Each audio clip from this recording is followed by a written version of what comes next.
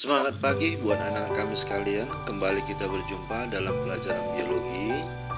Kali ini kita membahas lanjutan keanekaragaman hayati.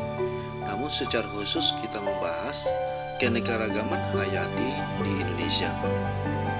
Indonesia merupakan daerah yang memiliki wilayah tropis, sehingga memungkinkan Indonesia merupakan salah satu dari 3 negara mega biodiversitas selain Brasilia dan Zaire. 3 hal Indonesia merupakan negara dengan tingkat KRH yang tinggi, yaitu Indonesia terletak di kawasan tropik dan iklim yang stabil, yaitu iklim musim kemarau dan musim hujan. Yang kedua, terletak di antara 2 benua berupa benua Asia dan benua Australia, sehingga pengaruh penyebaran fauna dan flora akan mempengaruhi ke wilayah Indonesia. Indonesia berupa negara kepulauan yang memiliki 18.110 pulau besar maupun pulau-pulau kecil. Nah, itulah merupakan alasan mengapa Indonesia merupakan salah satu dari negara mega biodiversitas. Nah, sekarang kita ulas bagaimana penyebaran flora Indonesia atau penyebaran tumbuh-tumbuhan yang berada di Indonesia. Flora Indonesia termasuk kawasan Malaysiana, yaitu meliputi negara Malaysia, Filipina, Indonesia, dan Papua Nugini. Artinya bahwa tanaman yang berada di Indonesia memiliki kesamaan dengan negara-negara yang termasuk Malaysiana. Menurut Van Welgen dan Silk, flora Malaysiana meliputi flora daratan Sunda, di mana contohnya adalah pohon keruing, yaitu bahan bangunan, kantong semar yang berperan sebagai pemangsa serangga. Yang kedua, flora dataran Sahul, contoh floranya berupa sagu maupun lada. Yang ketiga, flora daerah tengah atau village, yaitu contohnya flora leda atau batang yang berwarna-warni. Nah, inilah berupa flora dataran Sunda, yaitu flora asiatis meliputi Sumatera, Jawa, Bali, dan Kalimantan. Kemudian flora dataran Sahul atau flora australis meliputi Papua dan pulau kecil di sekitarnya. Kemudian flora daerah peralihan, yaitu flora yang di daerah Indonesia bagian tengah. Nah, inilah merupakan penyebaran flora di Indonesia. Nah, sekarang kita membahas bagaimana penyebaran fauna di Indonesia. Penyebaran fauna Indonesia dipengaruhi oleh aspek geografi dan peristiwa geologi Asia dan Australia. Artinya ada pengaruh penyebaran dari Asia dan benua Australia. Kawasan penyebaran fauna Indonesia dipisahkan oleh garis Wallace, Weber, dan Lydekker. Nah, perhatikanlah peta Indonesia di mana terdapat garis Wallace, yaitu memisahkan antara Sumatera, Kalimantan, Jawa dengan Sulawesi serta Sunda. Kemudian garis Weber adalah yaitu peralihan antara garis Wallace dan garis Lydekker, di mana memisahkan Indonesia Timur dengan Indonesia Tengah adalah garis Lydekker, sedangkan garis Weber adalah merupakan peralihan antara Indonesia Timur dengan Indonesia Tengah.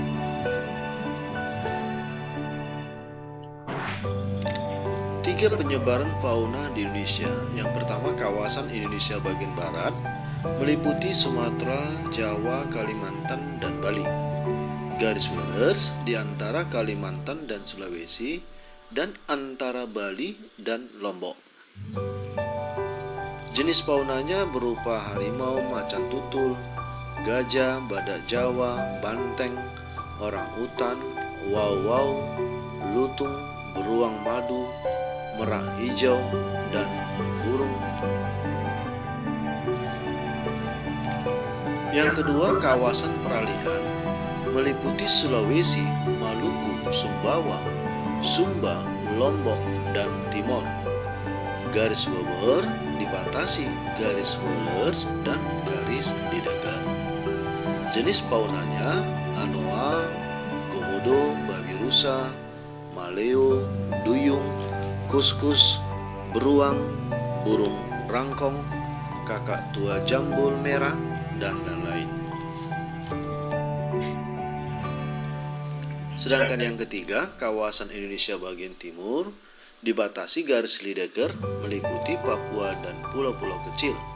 Jenis faunanya kanguru pohon, walabi, kaswari, kakak tua raja, cendrawasih, kasturi raja, kupu-kupu sayap burung, ular sanca hijau, dan buaya irian.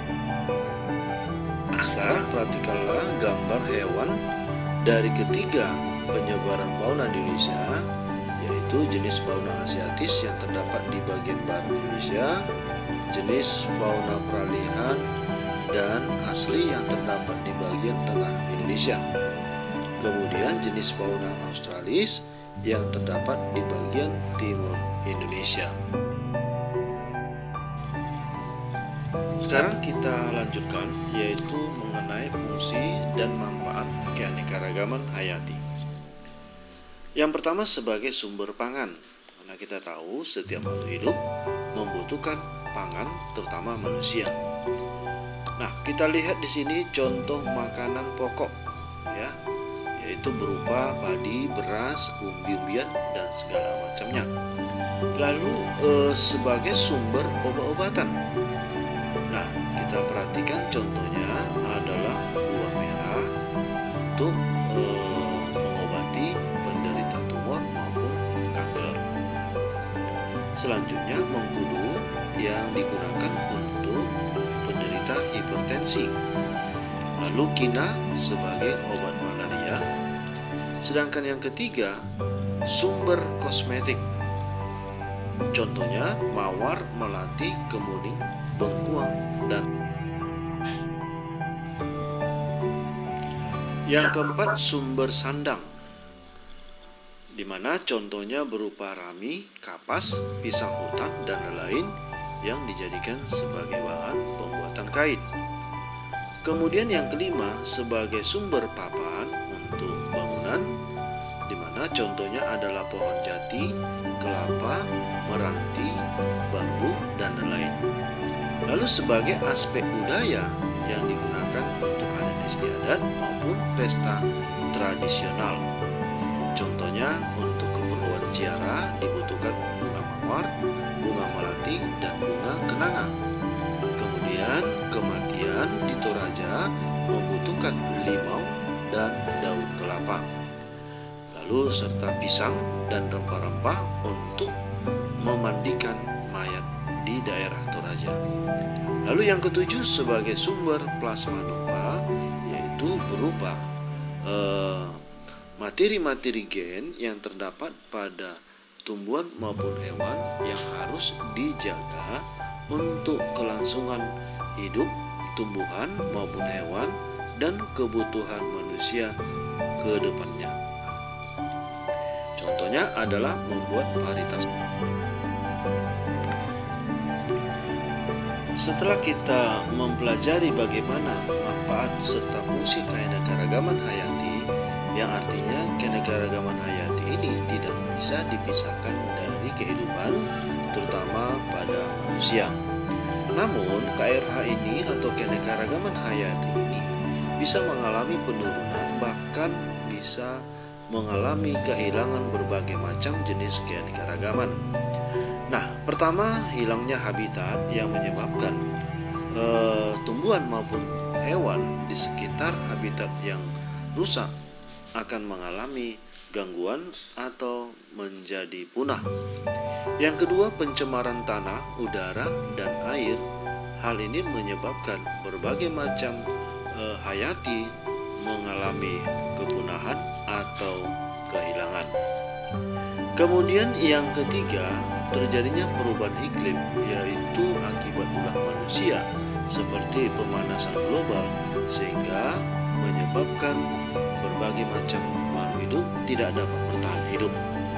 Lalu eksploitasi tanaman dan hewan, yang artinya memanfaatkan hutan secara berlebihan sehingga terjadi pengurangan atau kehilangan jenis-jenis hewan, terutama hewan maupun tanaman yang langka. Lalu adanya spesies pendatang, yang artinya masuknya spesies-spesies asing menyebabkan spesies lokal akan ditinggalkan. Kemudian industrialisasi pertanian dan hewan, yang menyebabkan banyaknya tumbuhan maupun hewan yang mengalami kematian akibat limbah industri pertanian maupun industri hewan.